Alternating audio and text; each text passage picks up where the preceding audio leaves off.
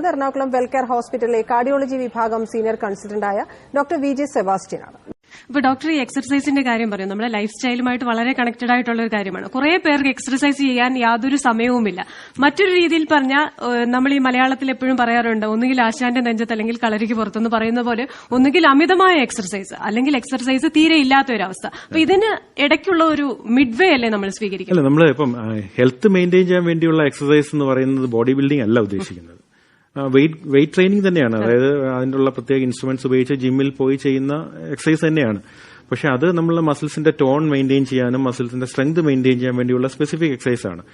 ഇതിൽ ഒരു പരിധിവരെ ഫ്ലോർ എക്സസൈസ് കൊണ്ട് വീട്ടിൽ തന്നെ ചെയ്യുന്ന എക്സസൈസ് കൊണ്ട് തന്നെ നമുക്കിപ്പോ മുട്ടുവേദനയ്ക്കും അല്ലെങ്കിൽ നടുവിന്റെ വേദനയ്ക്ക് വരുന്ന എക്സസൈസ് ആണെങ്കിൽ വളരെ സിമ്പിളായിട്ട് വീട്ടിൽ ചെയ്യുന്ന എക്സസൈസ് മാത്രം മതിയാവും അത് ചെയ്തു പോകാനായിട്ട്.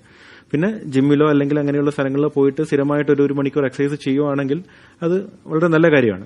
പക്ഷെ അതിനകത്ത് ഈ പറഞ്ഞ പോലെ വെയിറ്റ് ലിഫ്റ്റിംഗ് അല്ലെങ്കിൽ body building and health exercise രണ്ടും രണ്ടായിട്ട് തന്നെ കാണണം. ബോഡി ബിൽഡിംഗ് ചെയ്യുന്ന പലരും വന്ന് ചോദിക്കാറുണ്ട് പ്രോട്ടീൻ പൗഡേഴ്സ് കഴിക്കണോ വേണ്ടെന്നുള്ളത്. ഈ നോർമലായിട്ടുള്ള ഒരു എക്സസൈസ് ചെയ്ത് നമ്മളുടെ ശരീരത്തിന്റെ ആരോഗ്യം മെയിൻറ്റെയിൻ ചെയ്യാനായിട്ട് പ്രോട്ടീൻ പൗഡർ ഒന്നും കഴിക്കേണ്ട കാര്യമില്ല. അമിതമായിട്ട് ഈ മസിൽസിനെ ഉണ്ടാക്കിയെടുക്കാനും മസിൽസിന്റെ ബൾക്ക് വർദ്ധിപ്പിക്കാനും ഒക്കെയാണ് ഈ പ്രോട്ടീൻ പൗഡേഴ്സ് ഈ ബോഡി ബിൽഡേഴ്സ് ഉപയോഗിക്കുന്നത്. അത് ശരിക്കും നോക്കിക്കണ്ട് ഉപയോഗിച്ചില്ലെങ്കിൽ അതിന് അതിന്റേതായ ഒരുപാട് ഗുരുതരമായ പ്രത്യാഘാതങ്ങൾ ഉണ്ടാവുകയും ചെയ്യും. അപ്പൊ സാധാരണഗതിയിൽ നമുക്ക് വേണ്ട ഒന്ന് ഡയറ്റ്, അന്ന് നമ്മളുടെ ഒരു സമീകൃതമായ ആഹാരം.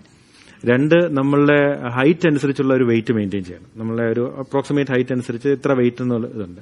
അതിൽ കൂടുമ്പോഴാകുമ്പോൾ നമ്മളിത് ഓവർ വെയിറ്റ് ആയിട്ട് മാറും. അപ്പൊ അത് മെയിൻറ്റെയിൻ ചെയ്യുക. പിന്നെ സിമ്പിൾ എക്സസൈസ് ലൈക്ക് ട്രെഡ്മില്ലോ അല്ലെങ്കിൽ കാർഡിയോ എക്സസൈസസ്.